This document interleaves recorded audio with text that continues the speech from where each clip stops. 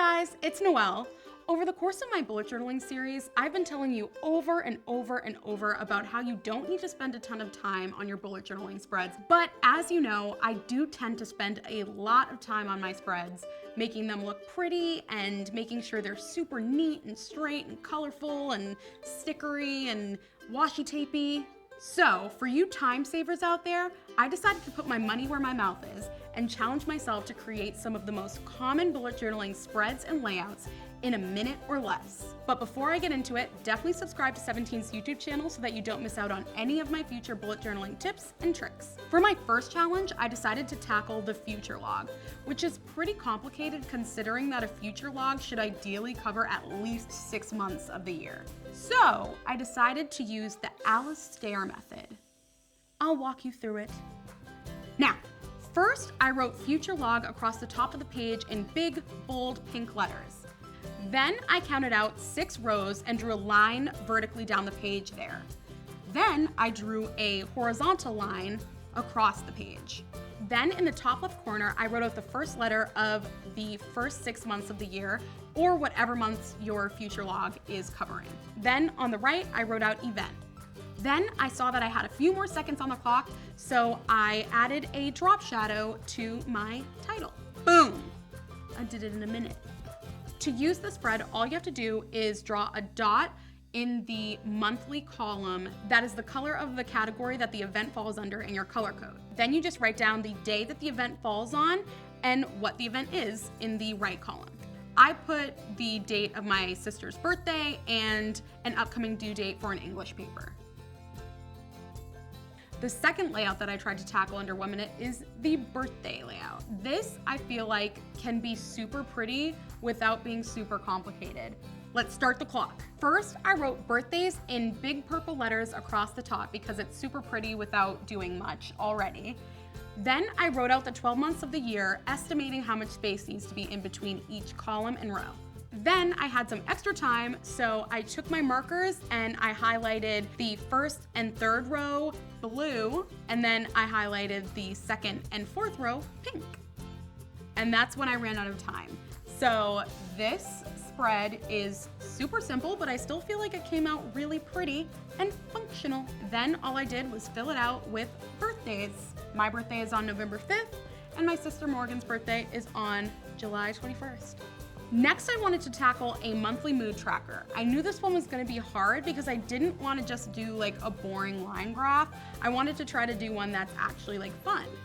So I decided I would do a kind of vine with leaves on it to represent the days. Let's see how it goes. All I did was write mood tracker out in bold green letters across the top of the paper. Then I drew a squiggly line diagonally down the page. And then I quickly drew 31 leaves all the way down the vine, alternating which side the leaf is on. That, surprisingly, was probably the most challenging part of this spread, but I got it done. And then after that, I created my color key, which was just picking the colors that I wanted to represent my 4 moods. And then I used smiley faces and frowny faces to represent my mood of the day. And then all you have to do is fill it out with how you're feeling. I actually think that this turned out really cute. Of course, I could have spent like a little bit more time and made it look like absolutely adorable. But if you're not into spending a ton of time making your spreads look super pretty and amazing, then this is a great middle ground between spending as little time as possible and making your spread really cute. Next was habit tracker. I do the same habit tracker every month, so I was pretty sure I would be able to get it done in under a minute. Let's go. I jumped in doing the same thing that I do all the time. I started from 31 at the end of the page and wrote all the way down to 1, the first day of the month.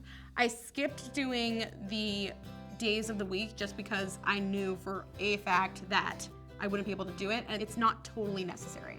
Then I drew a horizontal line under the days of the month and then a vertical line right next to them.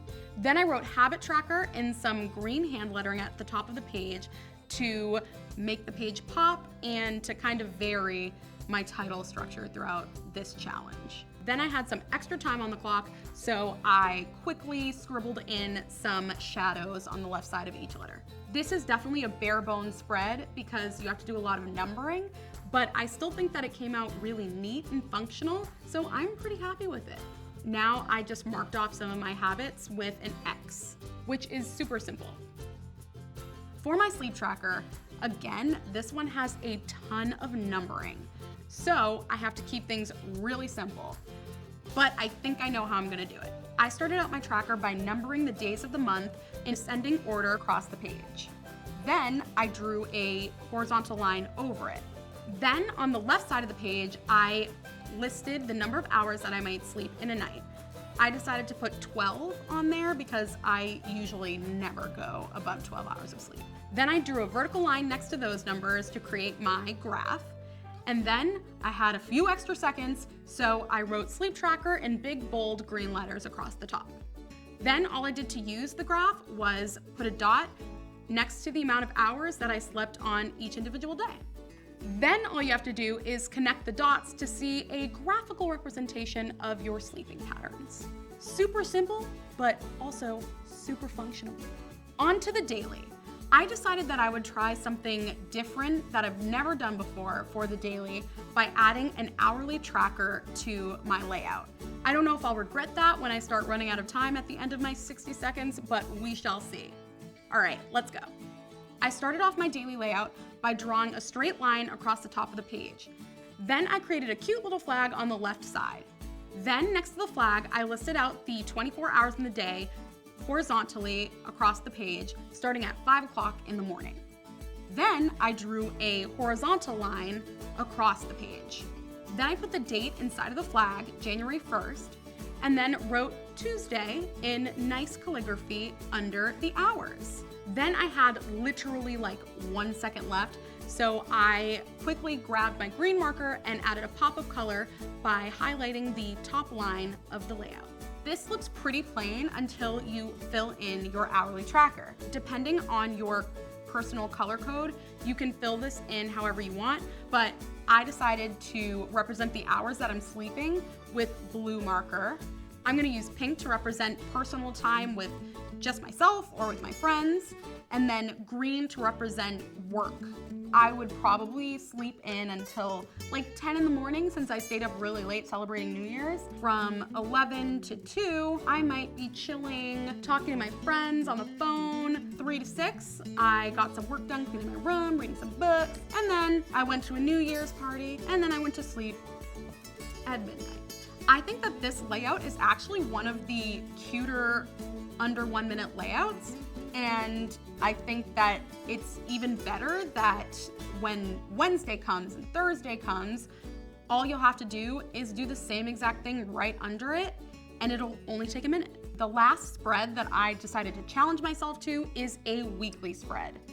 I know that I'm gonna have to do something super minimal if I'm gonna get all the sections for each day that I need, so wish me luck.